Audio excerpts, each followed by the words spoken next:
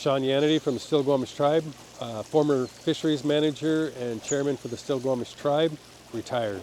Sean, it's good being with you, brother. Thank you so much. Thank you, Sammy. Welcome to our homelands here. Beautiful. So glad that you came out to visit us today and to learn a little bit about what we do in natural resources protecting our treaty rights, as well as working on fisheries issues that not only benefit Stiliguamish Tribe, but the community in Washington State as well. So, Semi, when it comes to fisheries, knowing the importance and the culture that fish are to the tribes and to the treaty, but also for the state of Washington, how do you see yourself helping those issues gap the bridges between recreational and tribal fisheries when it comes to the issues of fisheries? No, I think it's simply this. We're joined in our desired outcomes to protect and to preserve the rights of anglers and hunters.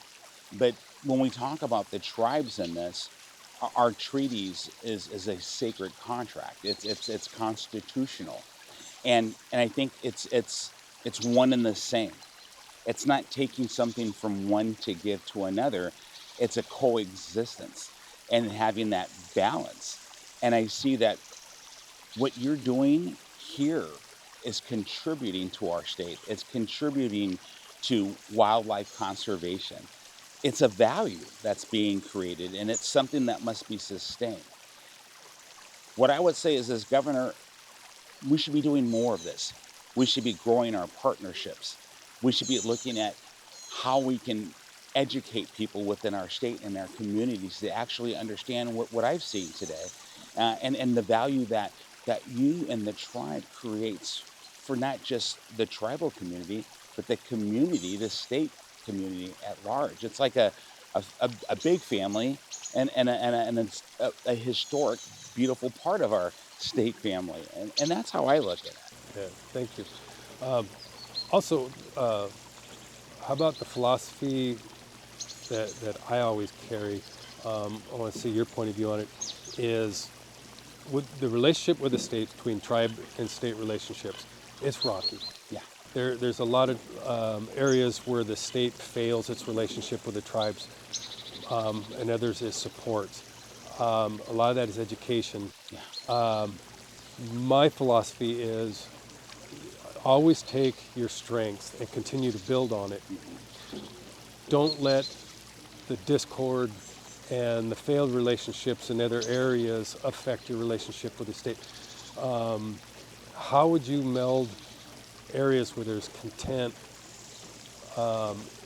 in a subject and try to improve on that, and also maintain the positive relationships that you have? I think what I said earlier is the foundation of how I'm going to approach this. When you approach things from a family perspective, when you accept the reality that our tribes are first Americans, our Washington tribes are our first Washingtonians, that we're all a family, and that our treaties are sacred constitutional contracts, that won't be broken, can't be broken, must not be broken, that we live together, we work together. Again, it's family. So that should be the context. That should be the foundation of how we move forward and how we discuss working together to, again, create value, not just for tribal communities, but for Washington state communities. Again, one and the same. Finding that balance of harmony where everyone grows forward better together. I think that's my mindset. Contention. There's positive conflict always, and there can be negative conflict always. But take conflict and find the positiveness, and it starts with a mindset. And if you have a mindset from a family and understanding that no, there's no negotiation on something that is sacred and constitutional, well, then we already know that's just so. Now that we know that, what can we do together? How can we partner together? That's how we should look at this. And so my approach is going to say, no, we're not doing the negative. We're going to do the positive. We're coming in this with a self-fulfilling prophecy of family and growth moving forward together. I want to know how we can support our tribal communities. What can the state do to support? Because we want to make sure, we're struggling with addiction and homelessness out Quite a in the list. streets in Washington State, lawlessness out of control. We know the darkness of addiction.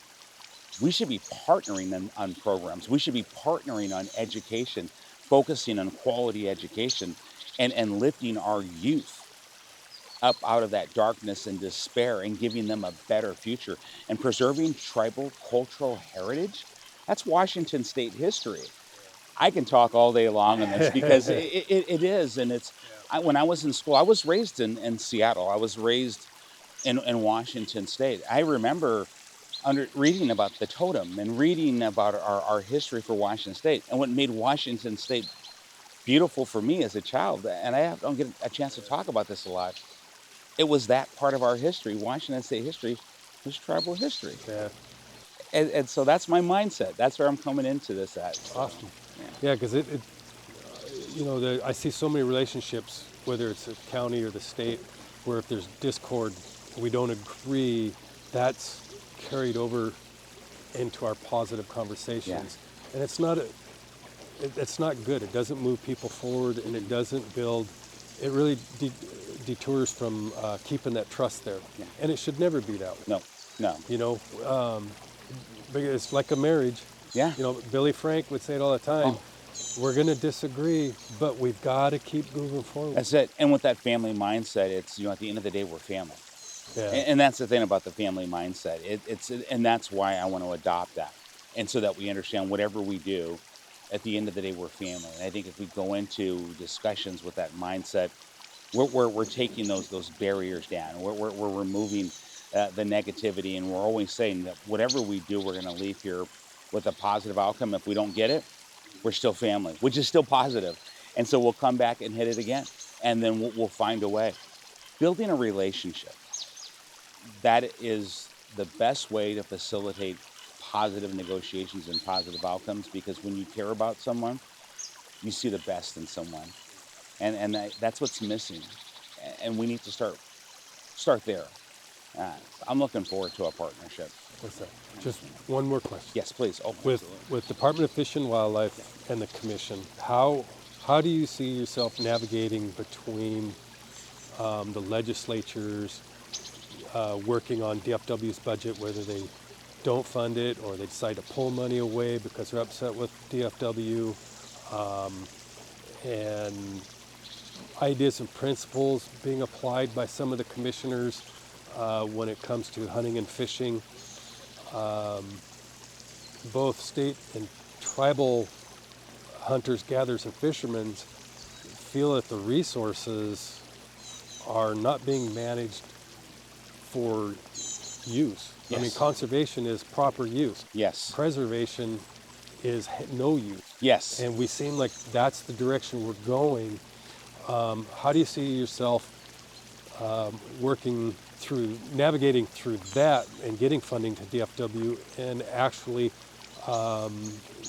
getting DFW actually function proper for conservation and preservation? Yeah, that's a great question. And so it's important for people to understand that the governor appoints those commissioners. And I will appoint judiciously. What I mean by that is simply this: our law states that there must be a balance on those commissioners to ensure representation of our hunters and our anglers and our citizens of Washington State. Hunting and fishing is often a generational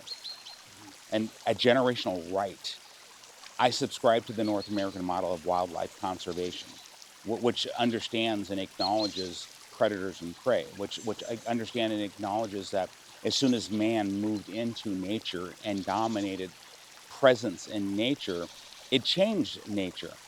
And so now we must fund and support the fish and wildlife organizations so that they can support hunters and anglers' rights to fish. And that's what that model presents.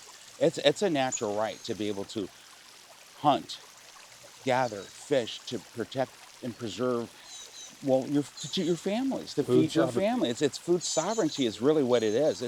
It's natural to us as human beings.